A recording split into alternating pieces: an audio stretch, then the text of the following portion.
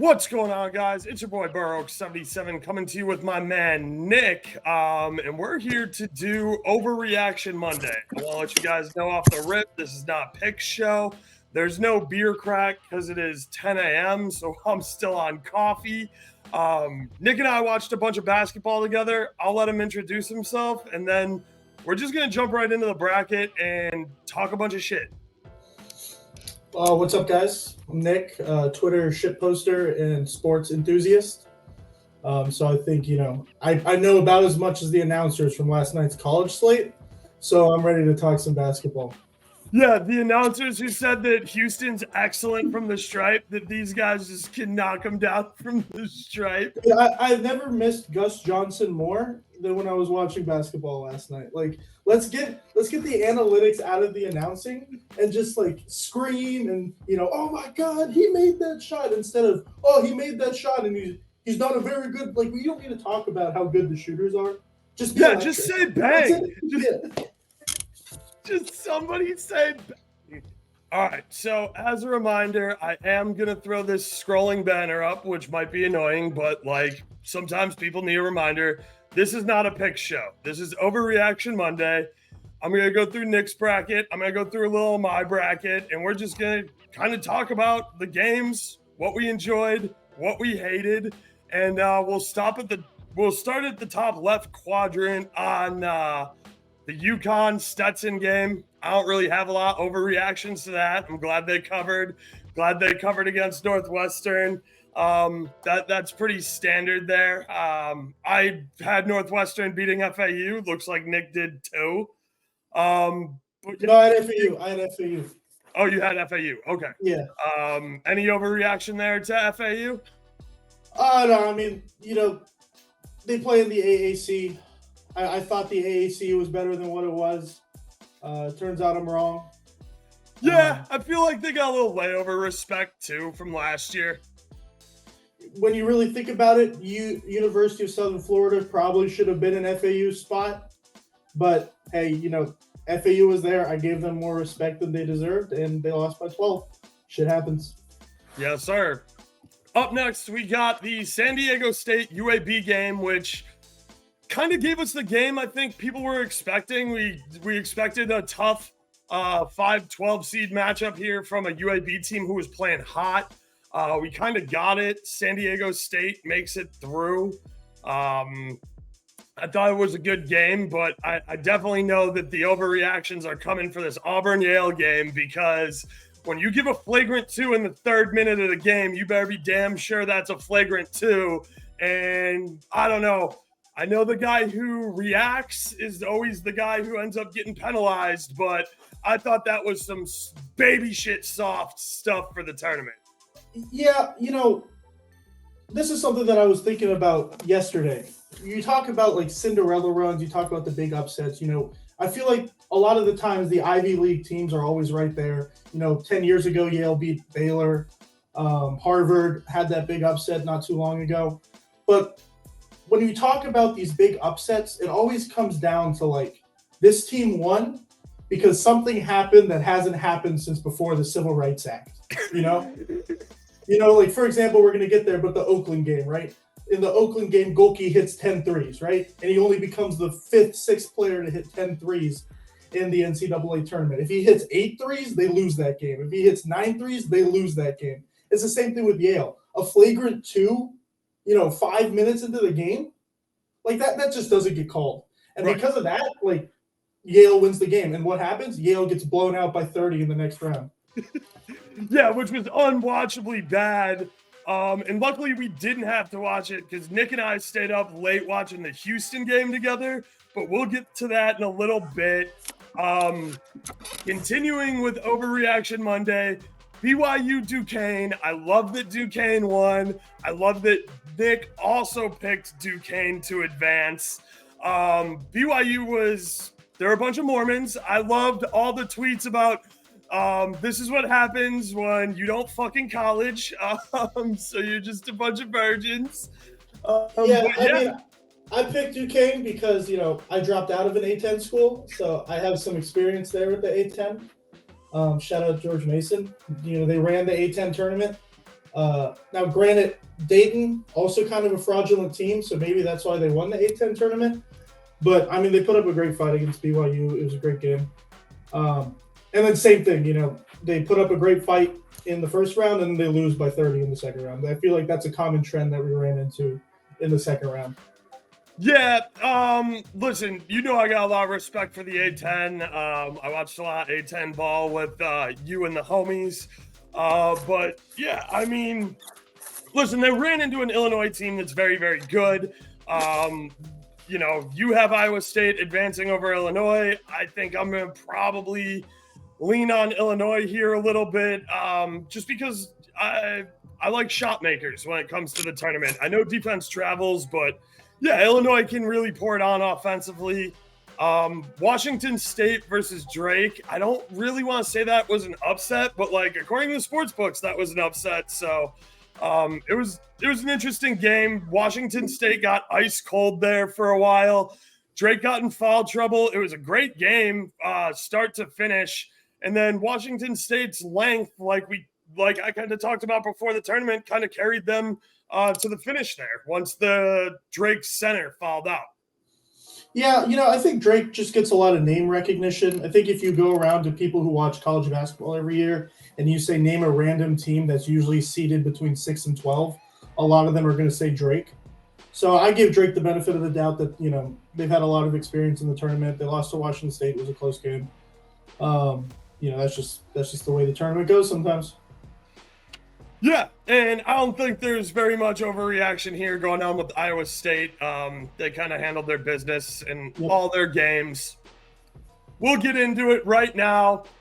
Let's talk about that Houston versus A&M game last night, because that was on until 2 a.m. I definitely was several beverages deep. Me and Nick were watching together. We had Houston minus the 8.5, minus the 9.5. Nick jumped in live. They were up 13. It all looked so very easy.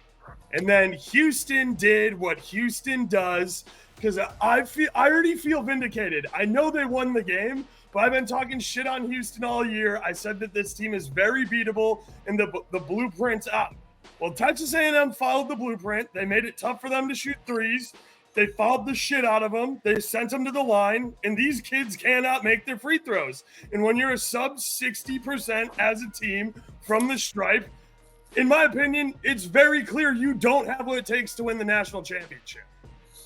Yeah, I mean, this is one of those games where not only Houston won the game, but, people say this a lot, but Texas A&M lost the game. They had 40 free throw attempts that game.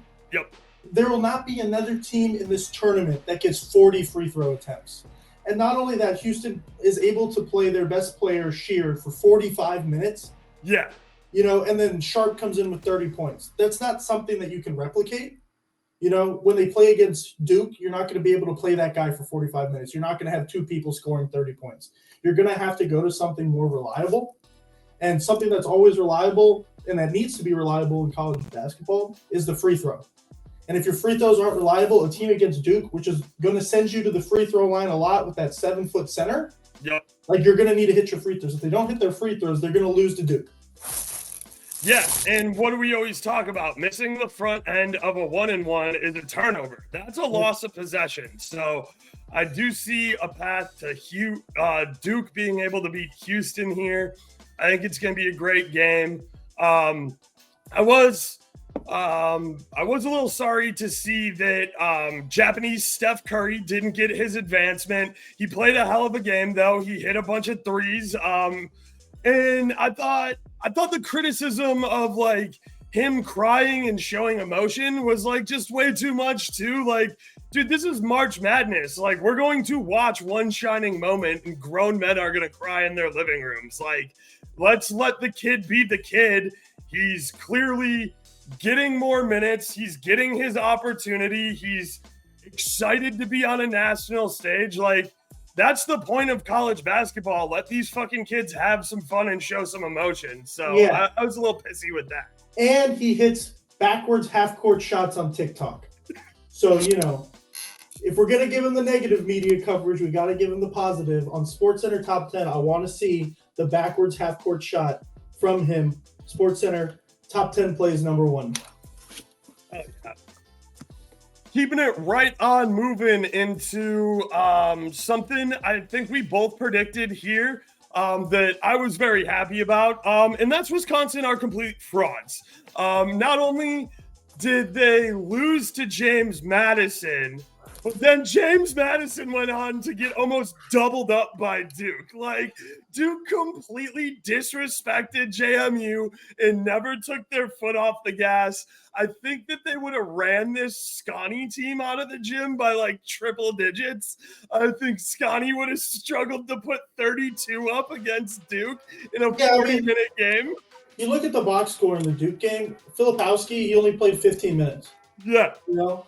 So, like, obviously, Duke has just way better talent than James Madison, and that's why they won that game.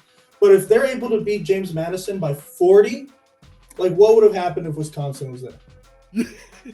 You know, and the Wisconsin-James Madison game, like, there's nothing to say about it other than James Madison was the better team that day, and they just won. They didn't have any lucky, like, miracle performances. They didn't have any weird fouls going their way. They just outplayed Wisconsin. And Wisconsin's been outplayed this entire year, and I don't know why they were a 5 seed. Yeah, correct. They were completely overinflated for a team that has, not just this season, but in seasons past, everybody knows this Scotty team cannot shoot outside their own gym. It's like a 10% difference from when they're at their home court to when they're outside their gym. So putting them on a neutral floor, I always have very little confidence in Scotty.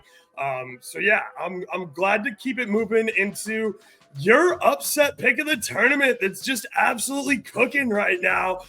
This NC State team's the truth. They did have a little bit of trouble with Oakland because they've had so many games in so many days, but I think that it wasn't just the adrenaline that keeps them going through. I think Burns is legit. I think they're hot at the right time. I think this NC State team is legit dangerous. I think that Marquette is going to also have a big advantage from getting some rest here. And I think that we're going to have a hell of a game in the Sweet 16 that's going to be like Elite 8, Final 4 caliber here. When these teams get a little rest and they can get their players, you know, a little extra energy and pep back in their step, I think we're going to have a great game here with NC State versus Marquette. Yeah, I mean, here's what I love about NC State. They got two people, you know, Burns, he's 6'10", he's like 275. He basically plays as a 7-footer. Diarra is a 7-footer. You're not going in the paint. You know, I went to the ACC tournament. I saw Duke play NC State. They couldn't go to the paint. So what do you do when you can't go to the paint? You got to rely on your perimeter shooting. What is the most unreliable thing in college basketball? Perimeter shooting.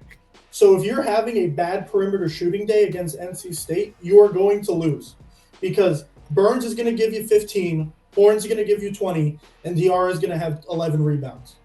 So if Marquette can't get above probably 30% from the perimeter, they're going to lose this game, and NC State's going to go to the Elite 8, and I'm really hoping for an NC State-Duke rematch because the last time they played, I'm a Duke fan, Jared McCain, who had 8 threes against Houston, played with an eye patch on, and I don't know why he played that game with an eye patch on the last time they played NC State because I don't know how you shoot at the rim with one eye, but that's what happened, so I want to see the rematch, and I want to see it in the Elite 8. I did have Florida, though, but that's because I don't watch SEC basketball, and I thought Florida was good.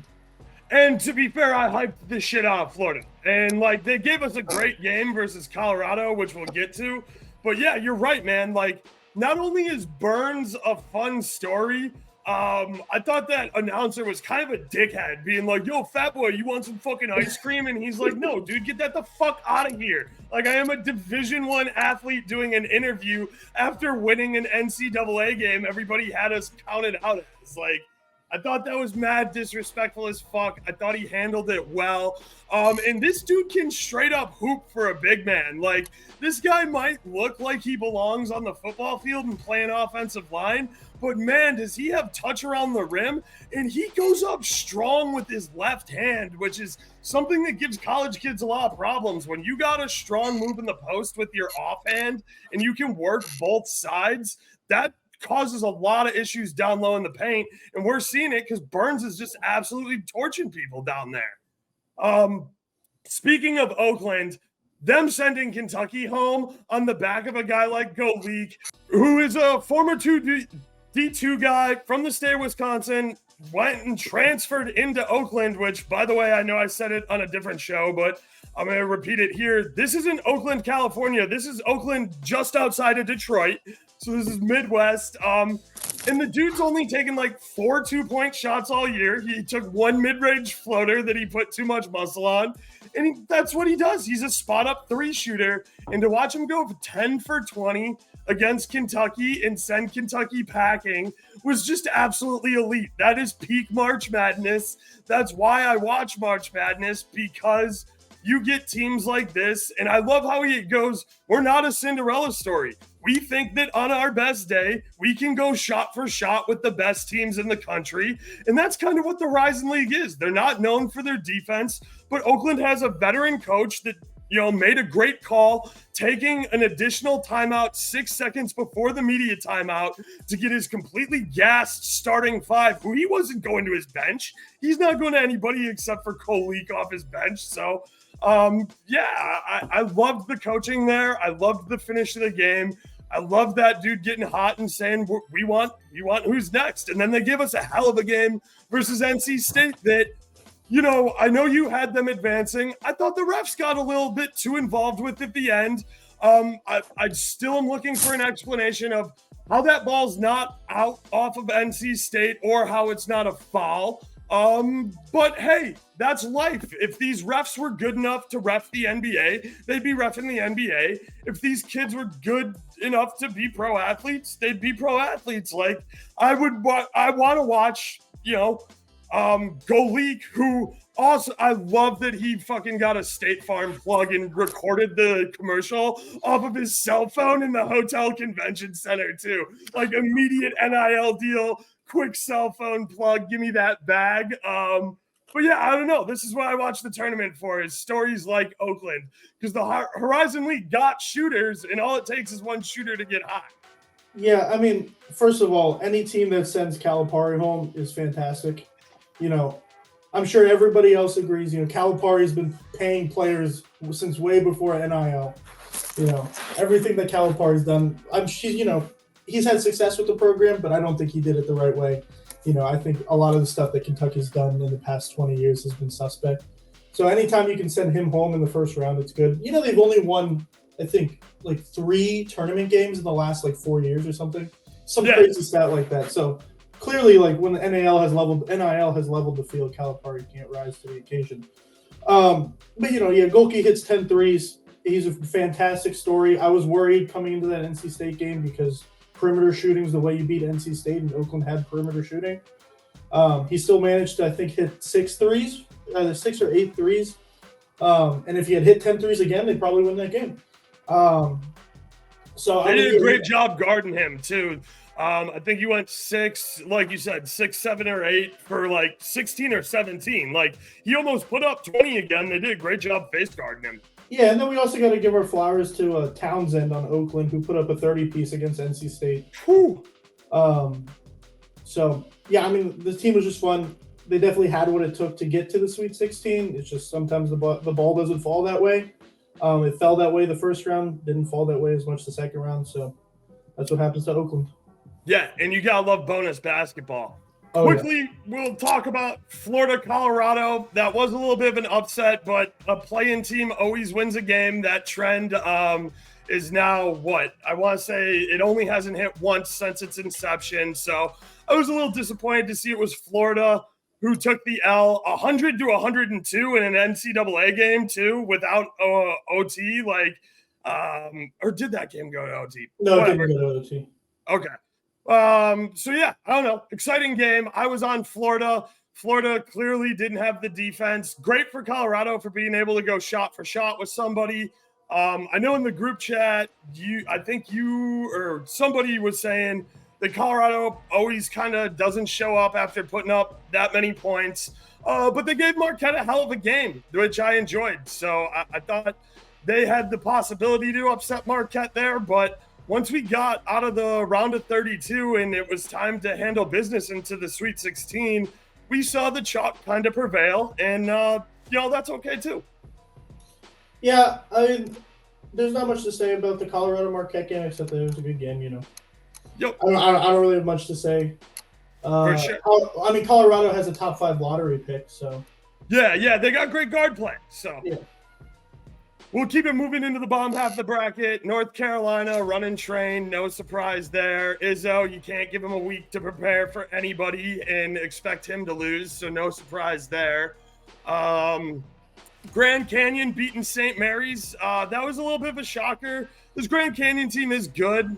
They're well coached. They gave Bama a tough game too. That they the final score is a little misleading. That's what I was going to say. The final score does not represent that game. That game was tight to the very end. Alabama for me is that team that just doesn't feel like they have it. No. It's just like they're there, they're winning games, but it feels like something's missing from that team. I think UNC is going to absolutely destroy them. I don't know what it is, and I had this feeling about Alabama going into the tournament. I almost picked Charleston. Well, I did pick Charleston to beat them. Sorry, but I don't know. I watch Alabama, and you watch UConn, you watch UNC, you watch Purdue, and you're like, I am watching some great basketball. I am watching like top tier college basketball. You watch Alabama, and it's like I don't really know what I'm watching. Right, and they rely on what you said and is 100% true is the hardest thing to be consistent at in basketball, which is perimeter shooting. And I know Nate Oates, and he gets these guys, NBA ready, and he has them shoot a ton of transition threes, and he screams and takes players off the floor for turning down an open shot. But at some point, you got to play a little bit of defense. They did play a little bit of defense against, again, a 12-seed Grand Canyon. I think when you get Baycott and RJ Davis in their face, that they give Sears a lot of problems as long as Baycott stays off foul trouble. Because Sears is a little bit, I don't want to call him a foul baiter, but he's very good at drawing contact and getting the refs' attention, which, again, like it or hate it, that's part of the game. And I can respect that it's part of the game, but still be a little bit annoyed when the refs get a little too liberal with the whistle. But yeah, I think North Carolina absolutely wipes the floor with Alabama. But again, I haven't looked at the number. I'm not looking at the board. That's not from a gambling perspective. This is just eye test overreaction basketball. Yeah. We'll keep it moving into the next part of the bracket because I think Clemson is pissing everybody off. I think everybody watched that Clemson team leading into the tournament, and when you lost to Notre Dame, Wake Forest, and Boston College, you're ice cold at the worst time possible. And listen, I'll be honest. I'm caught red-handed on video out there talking mad shit about the ACC, and the ACC's coming in here and they're absolutely disrespecting teams and showing why they have so much tournament experience. I still think Clemson are frauds because I thought Baylor was fraudulent too. So I think that Clemson just is over here winning a series of 4 fraud offs, and they're going to play Arizona and just get completely railroaded. And I think Arizona's kind of frauds too. Like, that's why I have a North Carolina future, because I think that this is just a cakewalk for North Carolina into the Final Four. Yeah, I mean, the reason I picked Clemson in the first round was the entire world was picking New Mexico. Yeah. Everybody was like, this is a slam dunk 11 versus 6. This is a get a second mortgage out on the house, throw it on the Lobos. This is a Clemson's terrible. But from my perspective, like, at the end of the day, the ACC is tough competition in basketball. They got to play through the ACC. They're going to get that experience from playing those tough opponents, and they're going to learn from it. So that's why I picked Clemson to get to the Sweet 16. I don't have them beating Arizona. I think Arizona's a different beast than New Mexico and either Baylor or Colgate, so that's why I picked them to go through. But, yeah, I mean, at the end of the day, I think Clemson's shocking a lot of people with how well they're playing. But that's another thing about the NCAA tournament. It's who can get hot at the right time. You know, Clemson's picking up some steam here. Yeah, I think they're going to get railroaded by Arizona. But I think that steam was enough to get them through to the Sweet 16. I hope it's a good game. I have a feeling that it's not going to be. But at the same time, Arizona also hasn't really been tested. You know, they blew Long Beach State. Dayton was the most fraudulent A-10 team.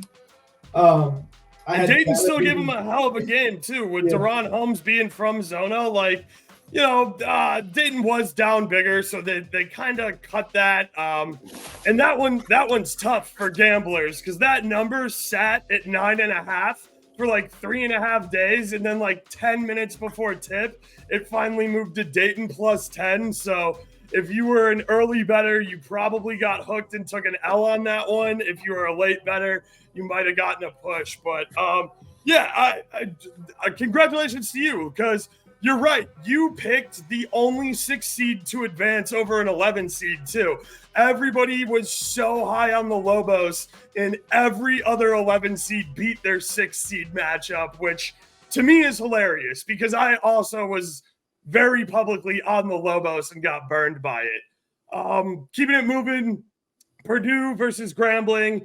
I'm not going to say I'm a little surprised they covered there. Every 1 seed covered their massive number, by the way. So the trend of 1 seeds covering at about a 65% clip just gets a little bit better. Keep that in mind for next year's tournament. 1 seeds cover that big ass number. It is super high clip.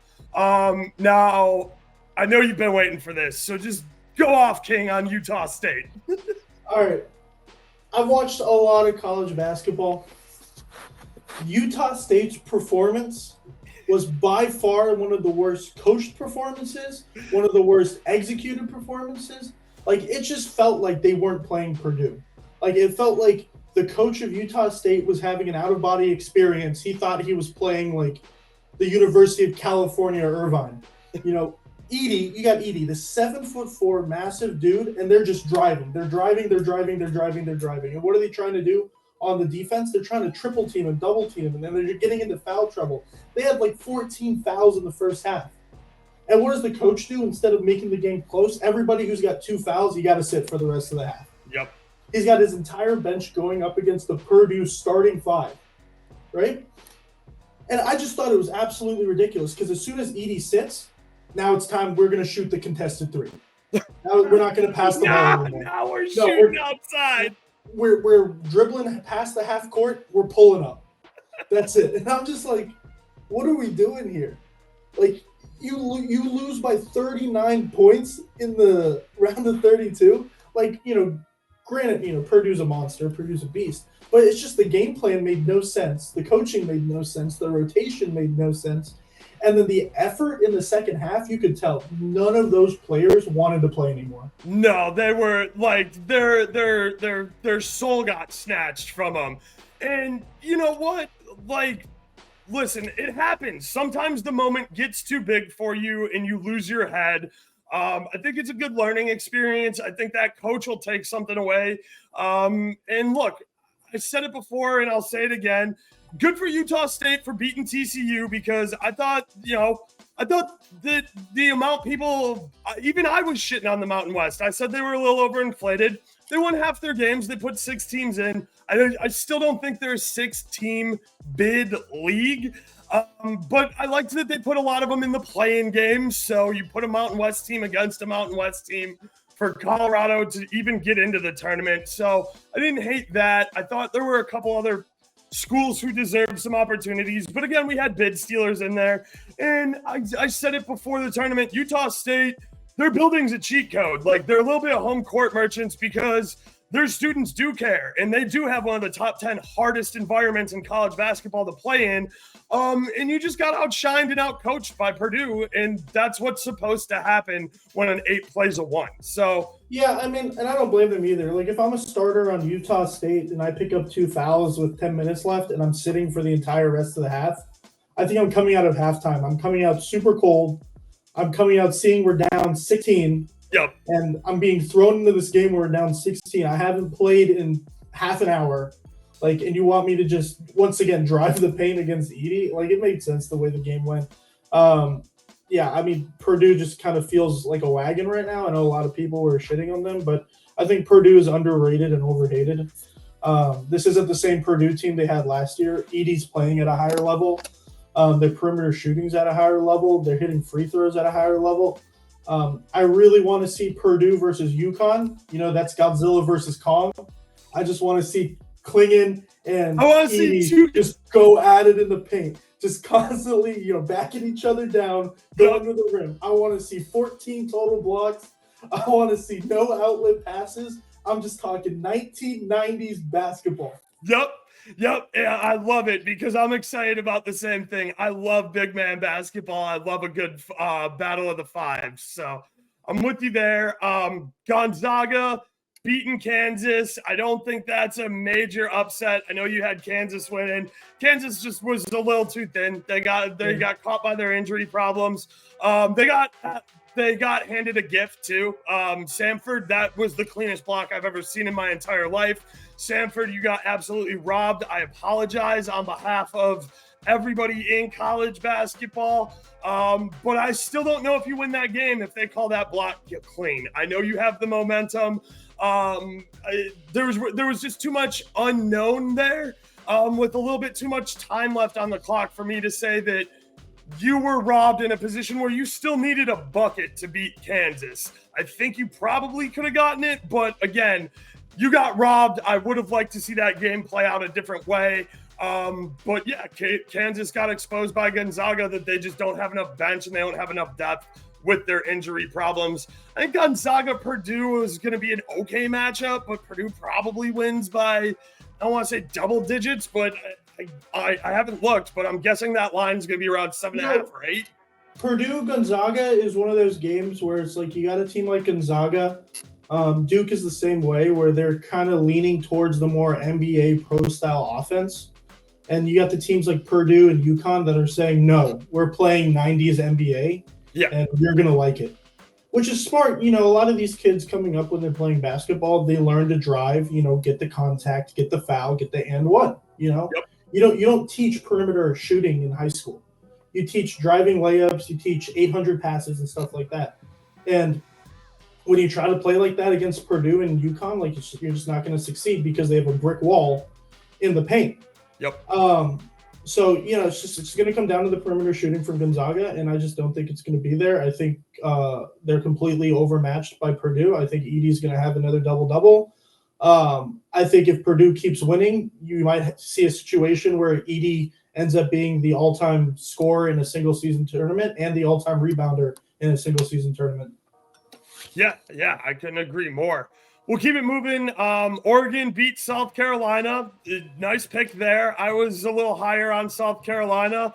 This Ducks team definitely, they gave Creighton a hell of a game too. Double overtime, extra basketball, but it shows why, Creighton being disciplined, keeping people off the free throw line. I know that Oregon kind of had a free throw chance to seal it, but that's what ended up getting them the job done in overtime. Is Creighton's bench was deeper when people got in foul trouble.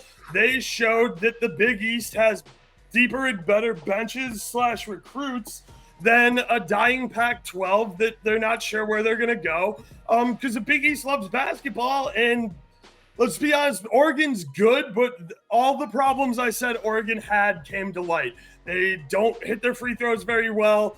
When you get them out of their starting five and get their players in foul trouble, they just don't have the depth to go toe-to-toe with a team like Creighton. And that's nothing to be ashamed of. You took them to double overtime. If you're a gambler, you're absolutely heartbroken if you had any sort of spread or money line on Creighton on Oregon because they made you believe.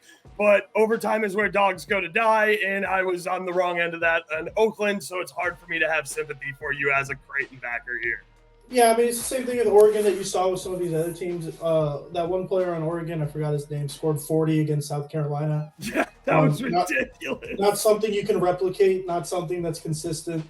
So, you get to the round of 32, he's not scoring 40 again, and you lose.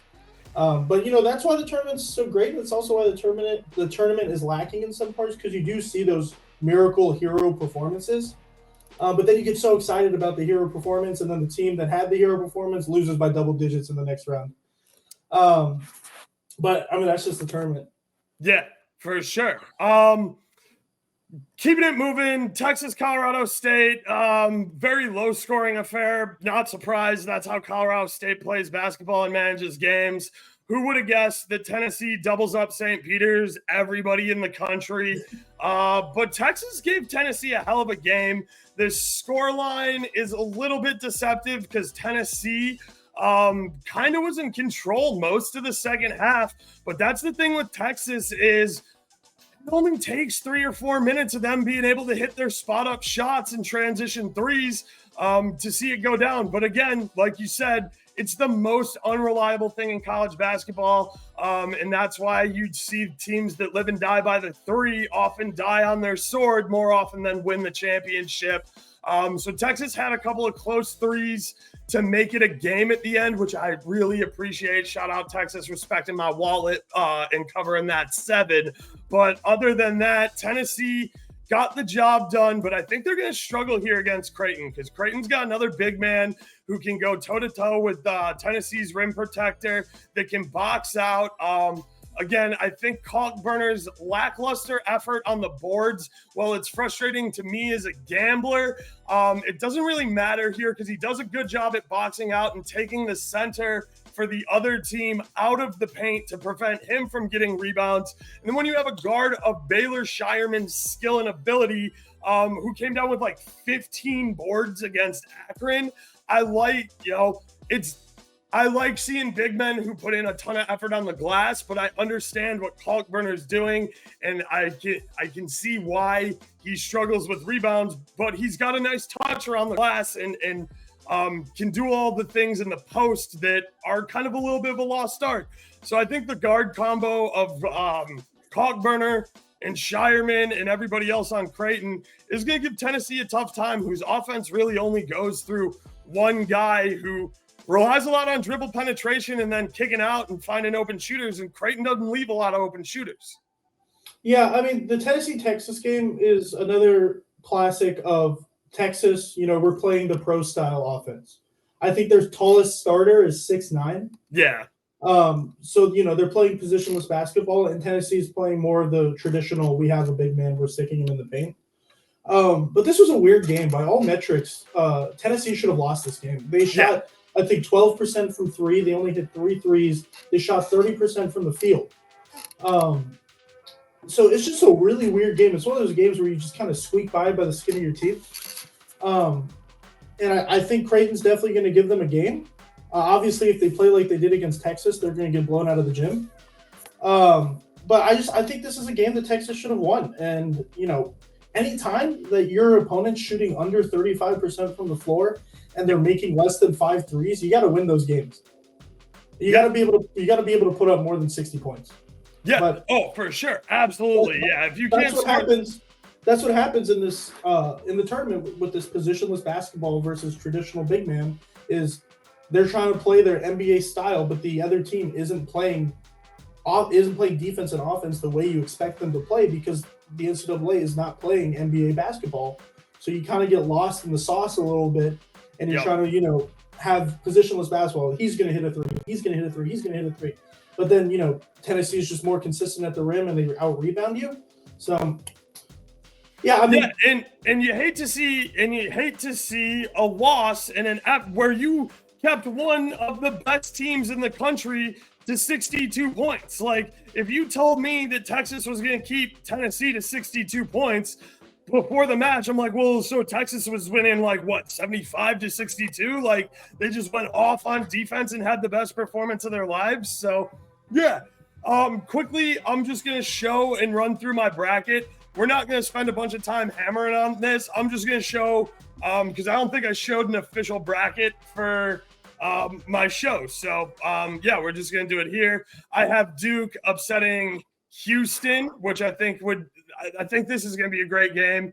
We already talked a bunch about this. I obviously have UConn coming out here because, as I've said all year, every time I watch UConn, I just go, the eye test tells me this is the best team in the country. I know how hard it is to go back-to-back. Nobody's done it since Florida in 07, but every time I watch Klingman and this UConn squad take the floor, I go, this is the best basketball I'm watching in the country. And I do hope that Purdue shakes the Purdue myth or the Purdue curse, and that I get Klingman playing Edey in the final, and that we get it. I don't want to say a rock fight because I think these guys can score points, but a more traditional college basketball game. Because I think that with the 5 being phased out of the NBA, that this is just fun and exciting basketball to watch. And we don't get to watch enough of these specialized big men who do still have an important role in the game of basketball, just not at the NBA level.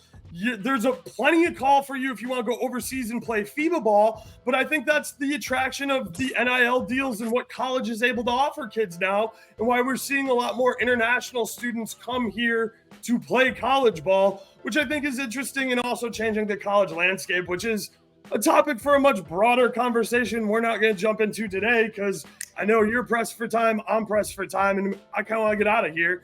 So here's the bottom half of my bracket. I got North Carolina running out. I was clearly very, very wrong about New Mexico and St. Mary's, and I'll own that and I'll live with it. But I think we talked enough about how North Carolina has a decent path here. I got Creighton playing Gonzaga.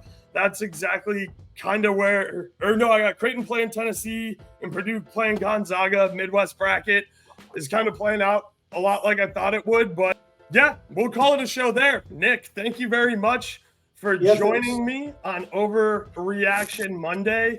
Let me get rid of this banner real quick. Nick's going to go hang out with our boy Will. I think they're going to see a double feature on some movies or something. So have a good time with that. Be sure to tune in on Tuesday. That's when I will be doing the pick show. I may or may not have a guest. We'll figure that out this afternoon. Like, subscribe, plugs, finger guns. Thanks for talking hoops. Oaks out. Peace.